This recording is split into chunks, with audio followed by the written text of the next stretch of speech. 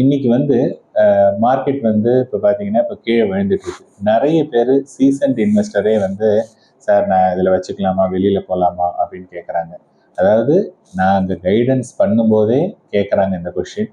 உங்களுக்கு கைடன்ஸே இல்லை அப்படின்னதுன்னா ஒவ்வொரு நாள் ஒவ்வொரு நியூஸ் வரும்போது நீங்கள் வந்து என்ன பண்ணுவீங்க? ஓகே, இப்போ வந்து டேரிஃப் வந்துட்டு இருக்கு, கோல்டு எல்லாம் இருக்கு, ஏற்கனவே இந்தியா பாகிஸ்தான் இந்த மாதிரி ஒரு சின்ன உரசல் வந்திருக்கு. இது மேபி இன்னும் சில பேர் என்ன சொல்லுவாங்க, அது பெரிய வாரா வந்துடும், வார் வந்ததுன்னா பயங்கரமா இதாகும்.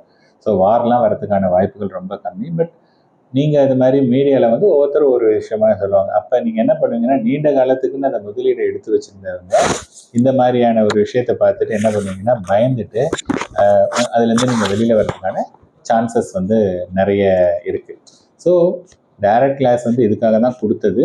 பட் அதை வந்து எல்லாருக்கும் கிடையாது, only for people who have experience. பாக்கி பேருக்கு வந்து அது வந்து கிடையாது. இன்ஃபேக்ட் ஒரு வீடியோ ஒன்று பார்த்தேன், அதில் ஒருத்தர் சொல்லியிருக்காரு, நீங்கள் டைரக்ட் ரெகுலரில் பார்த்தீங்கன்னா நீங்கள் ரெகுலர் மியூச்சுவல் ஃபண்டில் வந்து உங்களுக்கு 100 ரூபா நாளைக்கு கிடைச்சதுன்னா டைரக்டில் வந்து உங்களுக்கு 200 ரூபா கிடைக்கும். நீங்கள் வந்து யூ ஆர் லூசிங் 50% அப்படின்னாங்க.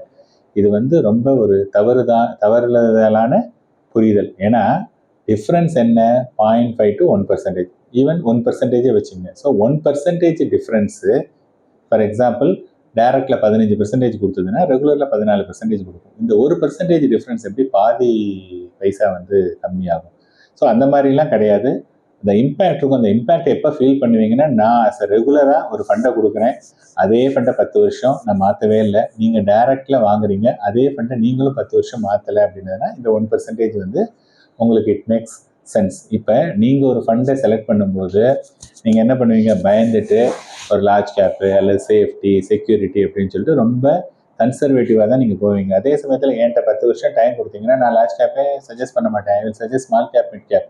அப்போ லார்ஜ் கேப்பில் என்ன ரிட்டர்ன் கொடுக்குதோ அதை விட small and mid cap will generate more return. In fact நீங்கள் அந்த ரெகுலருக்கு ஒரு பெர்சன்டேஜ் பே பண்ணியும் you will generate more return. அதை தவிர நீங்கள் வந்து உங்கள் ஜாபில் ஃபோக்கஸ் பண்ணலாம் and you are getting a peace of mind. இந்த ஒர்க்கை என்கிட்ட நீங்கள் வந்து கொடுத்துட்றீங்க. அதனால வந்து அந்த எக்ஸ்பென்ஸ் ரேஷியோ ரொம்ப சீப்பு, அதில் நம்மளே பண்ணலாம் அப்படிங்கிறவங்க அது வந்து நிஜமாகவே பண்ண முடியாது. அப்படி பண்ணினவங்க ரொம்ப ரொம்ப கம்மி.